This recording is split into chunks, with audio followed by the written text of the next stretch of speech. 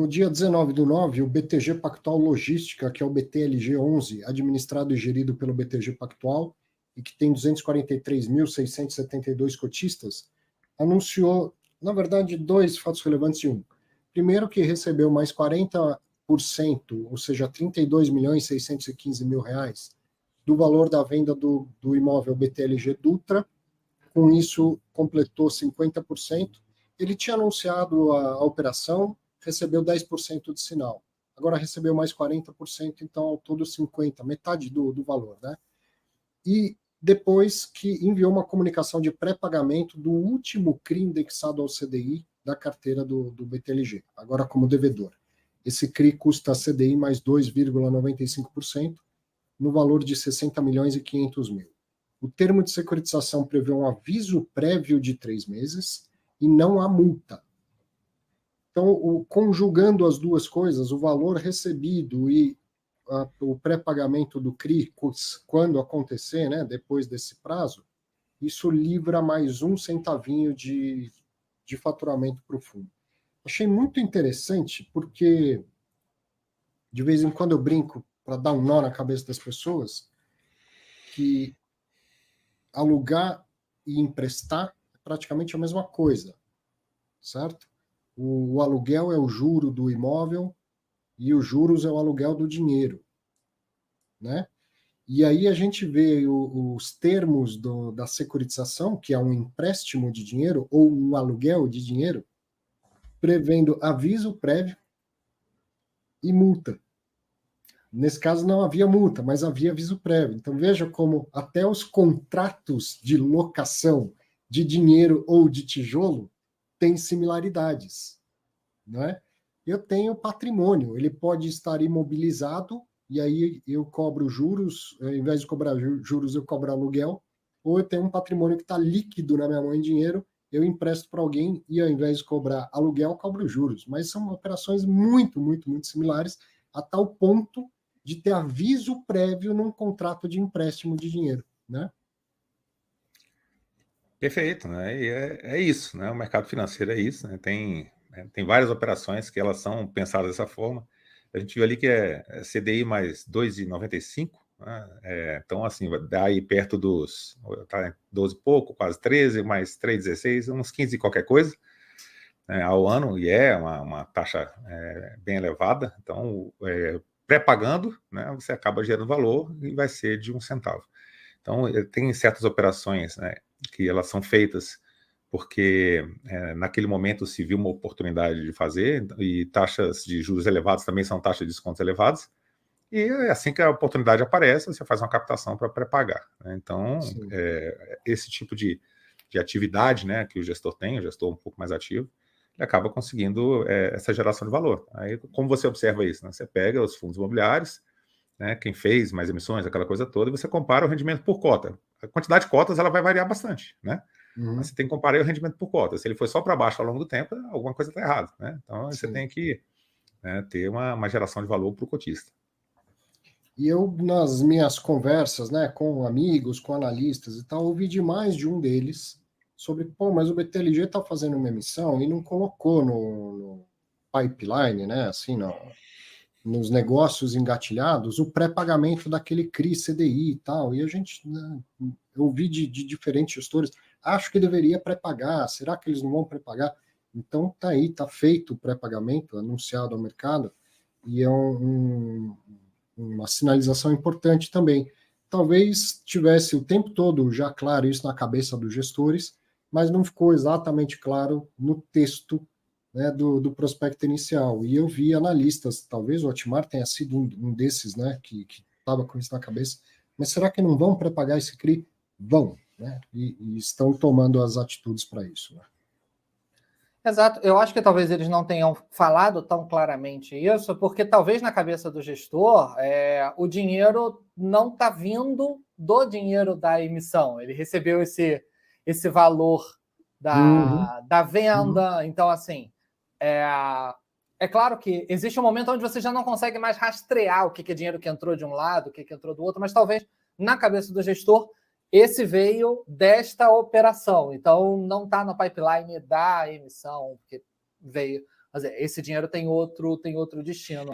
E aqui um elogio ao pessoal do BTG, porque é um dos pouquíssimos fundos, se não o único, que dá detalhe na alavancagem sobre, não só as operações com saldo devedor e taxa, etc, como, inclusive, sobre a existência de multa de pré-pagamento ou não e quanto é essa multa. Quando a gente, às vezes, vê alguma coisa, a gente vê assim, quando o fundo monta a operação, ele solta um fato relevante e diz que tem multa, mas não fala quanto é, ou se ela é... Porque tem CRI que tem multa de pré-pagamento se pagar nos primeiros 12, se pagar depois já não tem, ou tem uma multa decrescente, ou blá, blá, blá, blá. Mas normalmente não há uma abertura muito grande, e o BTLG não. No relatório ele coloca lá, mesmo sendo uma alavancagem pequena perante o patrimônio, ele é um fundo que tem uma alavancagem de 10%, né? Vamos falar em, sei lá, 0,5% a mais, 0,5% acima, mas ao redor de 10%, e tem lá os 4 CRIs, qual é o saldo devedor, qual é o indexador, se tem multa de pré-pagamento, se não tem, e se tem, como que ela é calculada. Então, facilita até, porque a gente às vezes, tem multa de pré-pagamento, mas, pô, será que mesmo assim não vale a pena pagar a multa só para liberar dos juros ou não, etc. Quem quiser fazer essa análise, tá aí, ó. O pessoal do BTG está entregando essa informação para cada um fazer a conta que quiser em cima disso.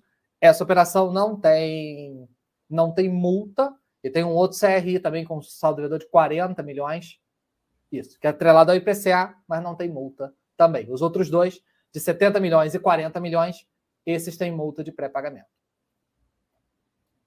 Legal, muita gente, principalmente, daqui a pouco eu vou falar novamente do curso, mas agora não é por jabá, não. Teve a primeira turma e o pessoal manda muita pergunta e tal, eu respondo. E muita gente perguntou sobre a questão da alavancagem, porque, lógico, eu preparei algumas aulas sobre alavancagem. E aí, muitos dos comentários pô, mas não está tão claro no relatório gerencial, deveria estar mais claro e tudo mais. E de alguma maneira, uma novidade a alavancagem. Assim. Não né? Fundos alavancam, o BC Fund que a gente falou, sempre alavancou, deixou isso claro e tal. Mas a disseminação da prática de alavancar é mais recente, principalmente porque a gente passou por um período de juro muito baixo, então fazia sentido, como estratégia de financiamento, tomar alavancagens e tal. Então, os gestores estão aprendendo agora a lidar com a forma de comunicar isso ao mercado. E é sempre uma preocupação do gestor, aonde ele vai. Se é detalhe demais, fica muito complicado, gera mais dúvida do que esclarecimento. Aí as pessoas leem o relatório gerencial e entram em contato com a RI porque não entenderam o relatório gerencial. Bom, então errou a dose.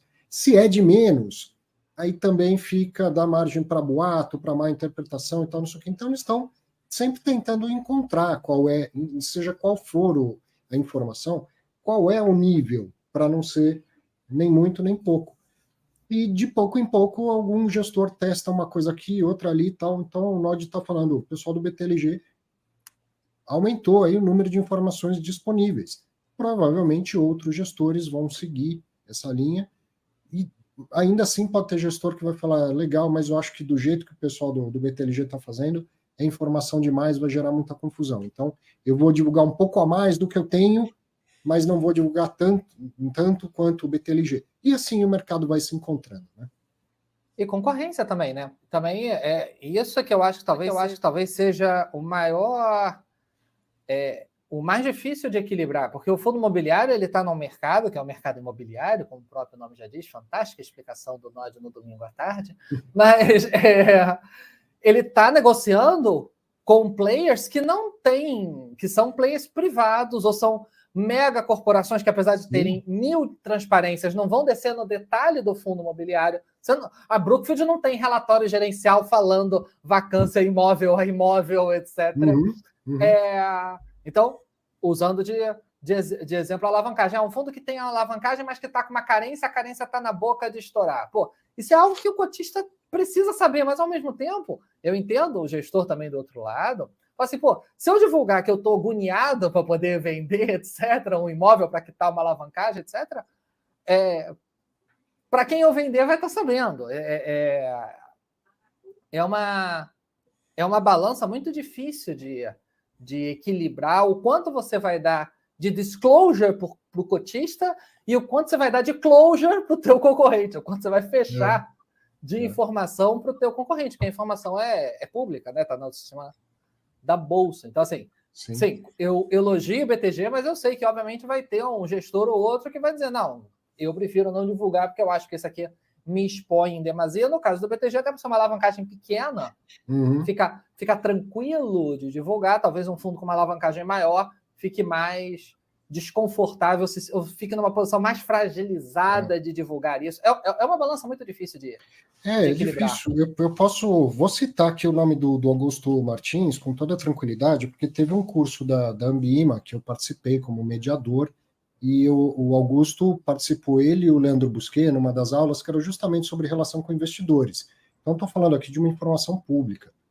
E o Augusto, então, diz que uma preocupação lá no Credit Suisse é o seguinte: a gente, se der uma informação numa vez, tem que continuar dando. Tá? Não vou dar uma informação um mês, no mês seguinte eu vou me arrepender e vou tirar essa informação. Então, ou eu informo e tenho, né, consistência dessa informação, ou eu não coloco no relatório gerencial. De tal forma que eles adotaram como um padrão lá, um processo, a cada um ano eles fazem uma revisão do relatório. O que entra, o que sai, o que muda da parte visual, dos gráficos e tal, não sei o quê. E aí, no primeiro, eles... o que mudou, agora vai passar a ter isso, agora deixa de ter aquela outra informação. Tal.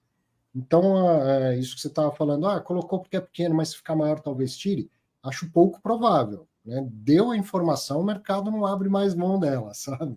Talvez o que possa acontecer é um meio termo, coloca na planilha de fundamentos lá todos os detalhes técnicos e coloca no relatório gerencial um pouquinho mais detalhe, mais do que tem hoje, mas não tantos detalhes a ponto de poder confundir o investidor. Os relatórios gerenciais, eles melhoraram bastante de qualidade. Assim, eles não são obrigatórios, né? A gente tem os documentos que são obrigatórios lá pela CVM, e aí o relatório gerencial ele não é obrigatório. E aí a gente vai acompanhando o mercado. Antigamente o relatório gerencial tinha 1, 2 páginas, 3 páginas, né? E hoje a gente vê de algumas gestoras que tem 40, 50 páginas de relatório gerencial. E a gente foi melhorando bastante o nível de informação ao longo do tempo. Qual que é o perigo, né? Essa questão de você revelar a estratégia. Né? Então, quando você está no mercado competitivo, né, as diferentes gestoras, administradoras, elas acabam tendo estratégias diferentes e é uma briga para ver quem entrega uma melhor performance, lógico. Eu estava conversando um tempo atrás com o Felipe Ribeiro, né? E a gente estava falando sobre CRIs e tal.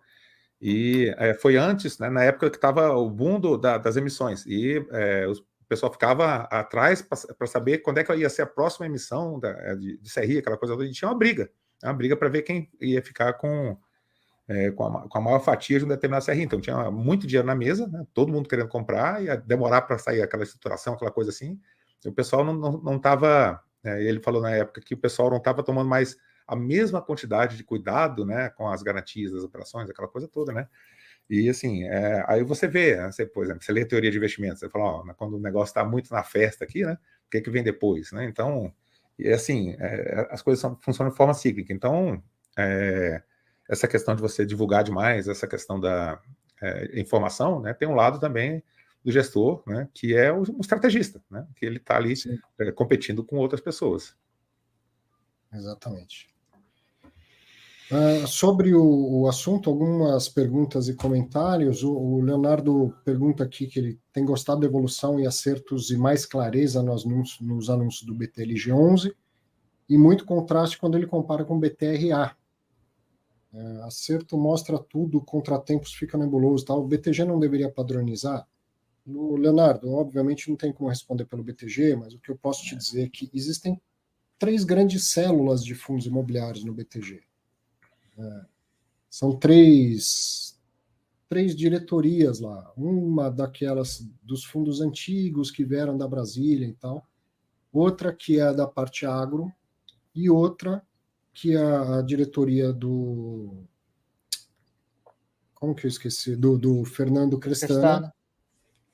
Com ele, o Rui Ruivo, a Gabriela, que participam sempre aqui também, dão entrevista. E debaixo dessa diretoria aqui que está BTLG, BCFF, né, o fundo de CRI, o HTMX, e aí, deveria padronizar, seria ótimo, mas só para você entender, tem diretorias diferentes, tem áreas diferentes dentro dos fundos imobiliários lá no BTG, que também é muito fundo imobiliário entre o que administra só, o que administra e faz gestão e tudo mais. Então, só para você entender por que tem uma diferença. Agora, te explicar por que tem uma diferença, por que deveria, se deveria ser padronizado, tal, isso não tem como falar, né?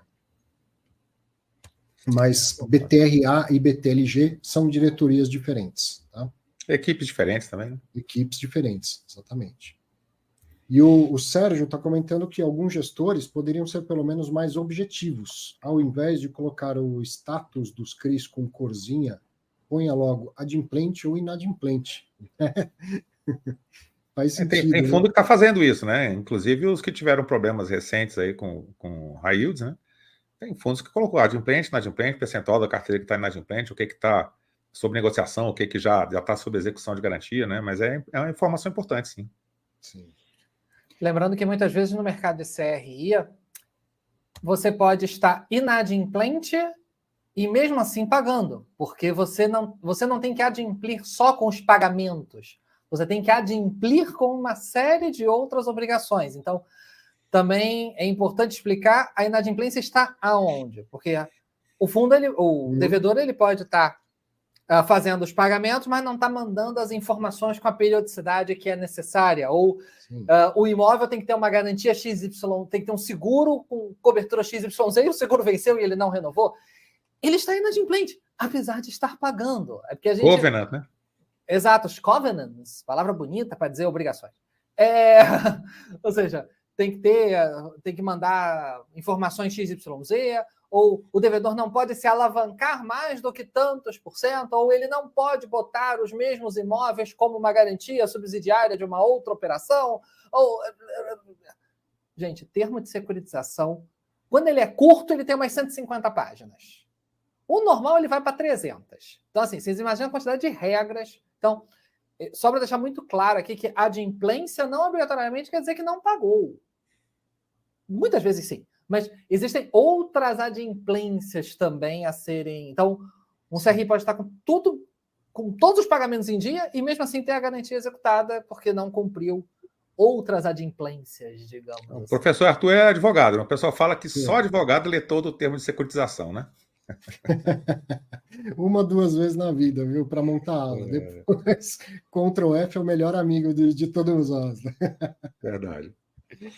Bom, esse assunto leva a do relatório do DEVA 11, que eu acho que é bacana a gente comentar, e também o assunto transparência, informação.